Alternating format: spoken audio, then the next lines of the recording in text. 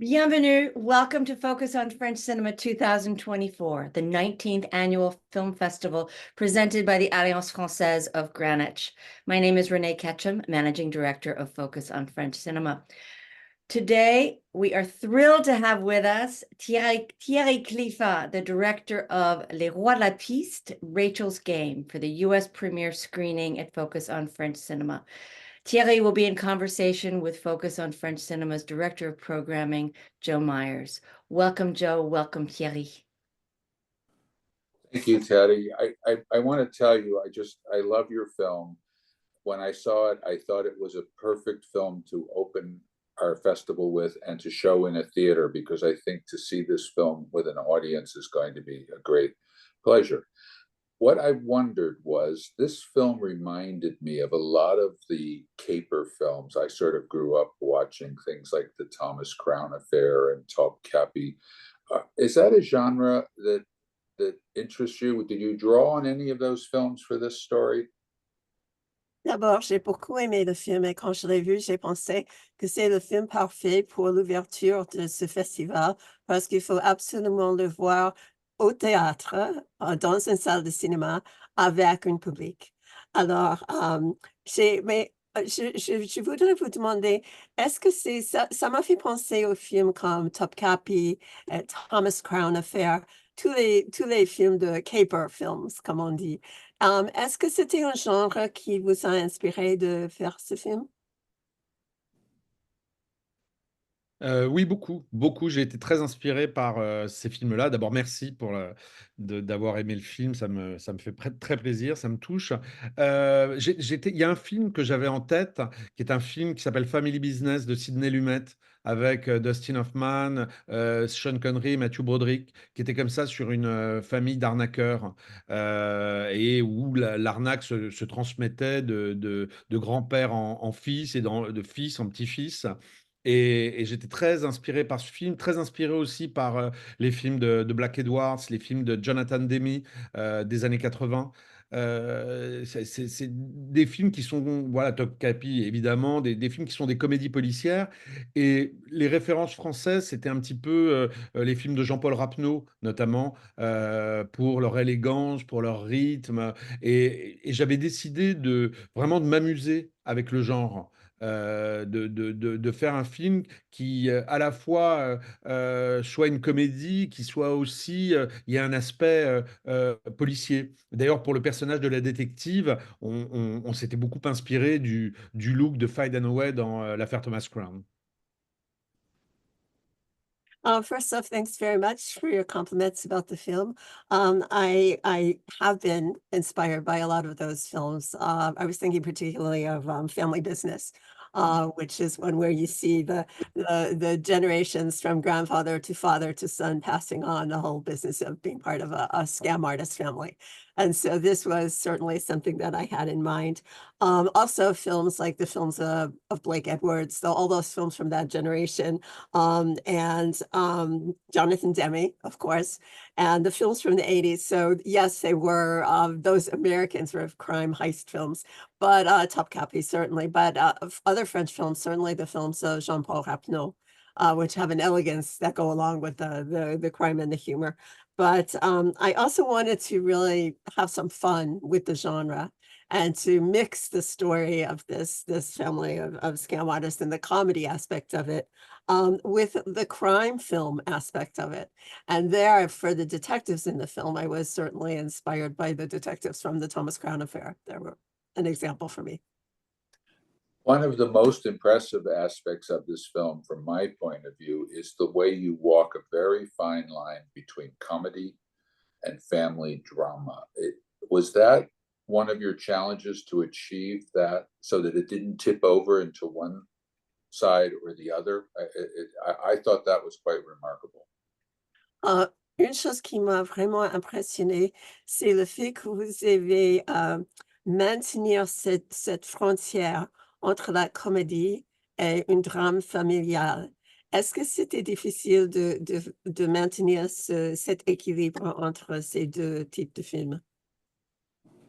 Oui, c'était vraiment quelque chose d'assez compliqué à l'écriture, notamment. C'est-à-dire qu'il y avait d'un côté l'intrigue policière, qu'il fallait que, même si elle est assez rocambolesque, il fallait quand même qu'on la prenne au sérieux. Mais il fallait pas que l'intrigue policière prenne le pas sur la comédie, sur les personnages et sur des thèmes qui me sont chers et qui sont au centre même du film, comme la transmission. Voilà, il y avait comme ça quelque chose à trouver et que j'ai beaucoup trouvé aussi avec les acteurs, avec la façon dont ils s'appropriaient les personnages, la façon dont ils les voyaient.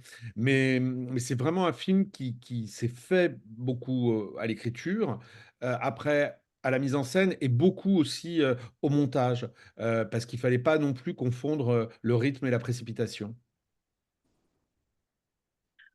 Yes, it was very complicated, and a lot of the complication became evident in the writing of the film. And so one of the things that we tried to do was to make sure that the whole plot of the crime was not something that would overwhelm the comedic aspects of the film, even though the crime itself may have had its humorous aspects.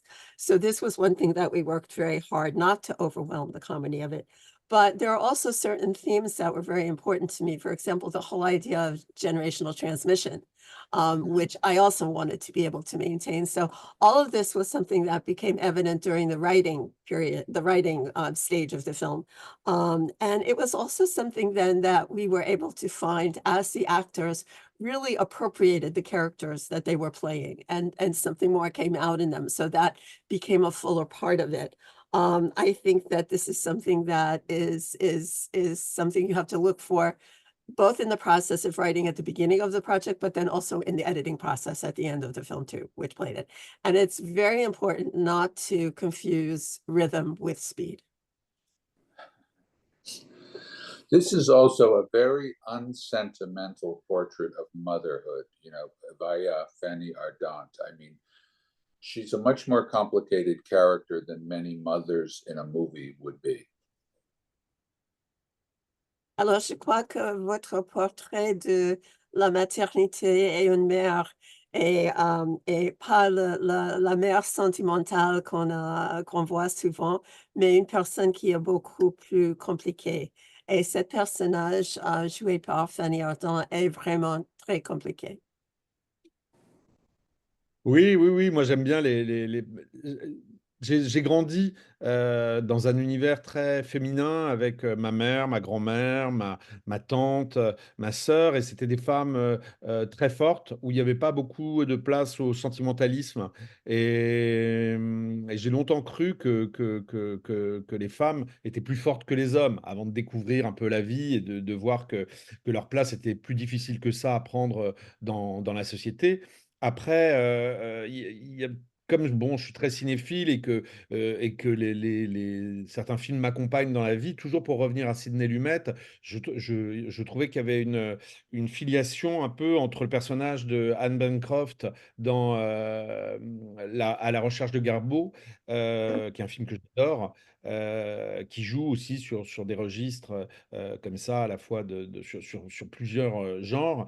Et je trouvais que ce personnage de mère juive pouvait ressembler à Rachel Zimmerman, le personnage qu'interprète Fanny Ardant. Mais j'aime bien, c'est-à-dire que ça m'intéressait que ça soit, d'abord que ça soit un personnage féminin qui soit au centre de l'histoire et que ça soit elle qui mène la danse et qui soit le chef de gang de cette famille. Well, I grew up in a largely feminine family and a feminine household with my mother, my grandmother, my aunt, my sisters, and they were all very strong presence. And really, there wasn't much sentimentalism in that. But I did have the feeling growing up that women were stronger than men. They were ultimately the stronger of the two. And only as I grew older, I realized that a lot of it had to do with the fact that they had to be in order to reach the place that they merited in society. But this was something that was with me just growing up. And once again, to speak about film inspirations for this character of the mother. I'm going back again to Sidney Lumet and a film that he did with Anne Bancroft called Garbo Speaks. And Yes. the Jewish mother that Anne Bancroft plays there was definitely an influence for Rachel Zimmerman, who is the mother character that is played by Fanny Ardant. But I really wanted this film to be a film that had a woman at the center. You have a woman who's leading the band, you have a woman who's calling the shots, and she's the one who is in charge. One thing we talk a lot about every year when we have the festival and we see these remarkable films with older actresses is that in our country, Hollywood tends to sideline older women who are in movies and they're lucky if they can do TV series. But France seems to embrace the idea of the mature woman as being important enough to be at the center of a movie. And you have so many star actresses who are above the age of 50. What do you attribute that to? It seems different from our film culture. Chaque année, quand je regarde tous les films qu'on va projectionner au festival, je suis frappée par le nombre d'actrices, de femmes, qui sont des femmes mûres, qui ne sont pas des jeunes starlettes, qui jouent des rôles très importants et qui sont vraiment souvent le centre des films. Et pour moi, c'est un contraste avec ce qu'on a ici aux États-Unis, où des femmes un peu plus âgées sont souvent mises à côté. Et est-ce que vous avez une opinion ou une idée pourquoi en France, c'est pas le cas?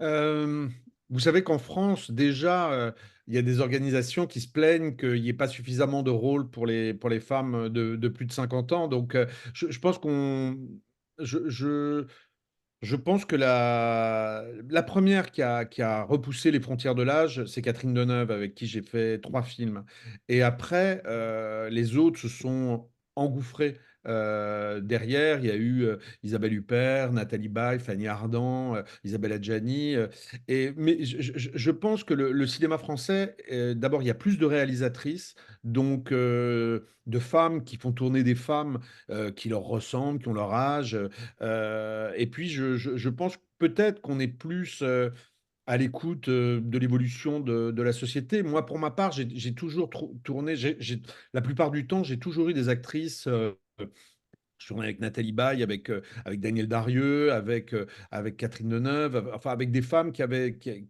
étaient, dans leur, dans un âge, dans une certaine maturité et j'ai toujours, trouvé ça formidable et je suis très fier très heureux qu'en France, on puisse, si on peut donner un peu l'exemple, parce que vous avez des actrices, chez vous aux États-Unis absolument merveilleuses qui ont dépassé, l'âge de 50 ans et plus on sera nombreux à écrire des rôles de femmes de cet âge-là, plus les choses, évolueront et cette invisibilisation qu'il y a davantage aux États-Unis de la femme de plus de 50 ans est vraiment d'une injustice, incroyable. I think that even in France nowadays, there are organizations that are claiming that we really do need to have more roles for women who are over 50. And I think that the person who really was the first to break that barrier was Catherine Deneuve. She really was the leader of the pack, but she was closely followed by other actresses such as Isabelle Huppert, Natalie Baye, Fanny Ardant, Isabella Adjani, all of them who have gone on in the same path that she has to be able to have roles. And I think it may also be a fact that in France we have far more women film directors. And it may be that women who are directing films are more likely also to portray women in their films as they know, women as they know. And I think this is really an aspect of the evolution of society. I think the more we evolve in that direction, perhaps the more the roles will be available for women of that age. And we've been very fortunate that we have people like Natalie Baye and Danielle Darieux. I've worked with both, and they're amazing. They're amazing women to work with. But I think in the U.S., you have actresses who are over 50 who are perhaps equally amazing. But it's just that the parts are not being written for them. And maybe as that evolves and changes, there will be a change and there'll be more opportunity for them to escape this invisibleness that is imposed upon them as they get older. One of the things we've been struggling with in the past few years is the battle between theatrical movies and streaming. COVID caused a lot of people to turn away from going out to the movies. And in this country, they still haven't come back in larger numbers. So we have to show some films online and some films like yours in a theater. Could you speak a little bit about the importance in this era of the theatrical movie versus watching a movie at home? À ce moment, une des questions très importantes ici, c'est ce bataille entre les films qui sont faits vraiment pour être vus dans une salle de cinéma et en même temps les autres que les gens peuvent voir sur le streaming, sur leur télévision chez eux. Et est-ce que vous pouvez parler un peu de ça, ce conflit entre les deux? Vous voulez parler entre les gens qui regardent les plateformes chez eux ou et ceux qui vont et les gens qui vont au cinéma? Do you mean the people who watch at home on TV and the people who go to movies? Yes, that what is still important, what is still vital about going out of your home and watching a movie in a theater? Alors, quelle est la chose la plus importante maintenant pour imposer les gens de sortir de chez eux et d'aller au cinéma pour voir des films? Moi, je pense que c'est de continuer à croire, au cinéma, c'est de continuer à croire à cette espèce de miracle qui se passe quand on est dans une salle de cinéma, aux frissons qu'on ressent, à l'idée de se retrouver dans cette salle avec des gens qu'on connaît pas et d'éprouver, en même temps qu'eux, avec eux, les mêmes émotions, rire, des mêmes choses, enfin, voilà quelque chose qui se pour moi, c'est quelque chose qui se partage. Moi, personnellement, je vais, 4 fois, par semaine, à part quand je travaille, mais 4 fois par semaine, au cinéma, ce qui m'empêche pas de regarder, les plateformes, de regarder des séries, de rattraper des films aussi chez moi. Mais je pense qu'il faut continuer, et nous les cinéastes en premier à croire au cinéma et à continuer d'essayer de fabriquer, des films pour le cinéma. Vous disiez tout à l'heure que mon film, bah, il fallait le découvrir dans une salle plutôt que seul chez soi avec, sur sa télé. Je suis, totalement, convaincu de ce que vous dites et moi, ce film, je l'ai vraiment fait penser, rêver pour le cinéma et c'est vrai que bon, bah, d'autres le découvriront plus tard, à la télé sans doute, mais pour moi, le film qu'ils verront en salle, n'est pas celui qu'ils découvriront plus tard, à la télé. I think what's important is that people have to continue to believe in the miracle of cinema. And what happens when you are in a theater in the dark with a group of people that you don't know, strangers, but all of you are hearing the same things, seeing the same things, sharing the same emotions. And it's an experience that can't be duplicated outside of a movie theater. So it's important that we maintain that. Personally, when I'm not working, I'll go to the movies 4 times a week in a movie Mhm. theater. But that doesn't prevent me from sometimes watching films and series on Sure. TV or watching them stream on a streaming service. So, that's a possibility also, but I think we really have to try to get this continued belief in cinema to be ever present because what you said before about my film and wanting to have it be seen in a movie theater, it's important that directors make films that need to be seen in a movie theater. Because yes, with my film, down the road, people won't be able to see it in a movie theater, so perhaps they'll see it streaming or they'll see it on their television, but it won't be the same film that they would have seen had they seen it in the movie theater. And, they'll discover it later, but the film that they're discovering is something different. So maintaining this belief in the miracle of cinema is what is most important. One last question. What are you working on now? Alors, dernière question. Quels sont vos projets maintenant? Écoutez, je devrais tourner normalement cet été, mais comme je suis très superstitieux et que les films sont de plus en plus durs à monter en France, comme ailleurs, je pense, c'est-à-dire que jusqu'au bout, on ne sait pas si, voilà, si les films vont se faire. Donc normalement, je suis censé tourner cet été.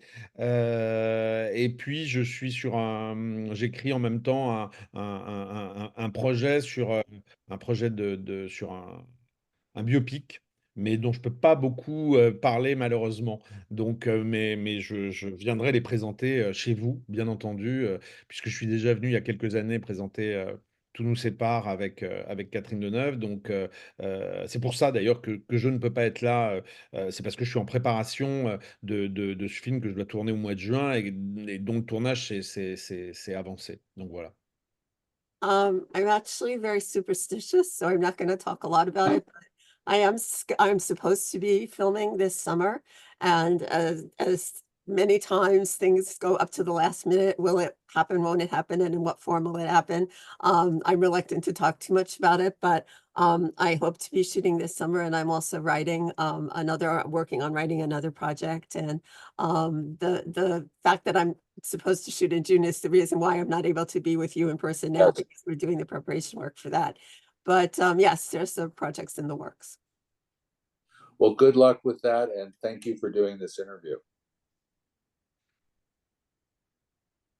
Merci beaucoup. J'étais, voilà, une fois de plus, désolé de ne pas être là, mais très, très, très heureux de vous parler et je vous souhaite tout le meilleur pour cette nouvelle édition. Once again, I'm sorry that I can't be with you, but I'm very happy I was able to join you at least this way, and I hope that the newest edition of the festival is a big success. Thank you.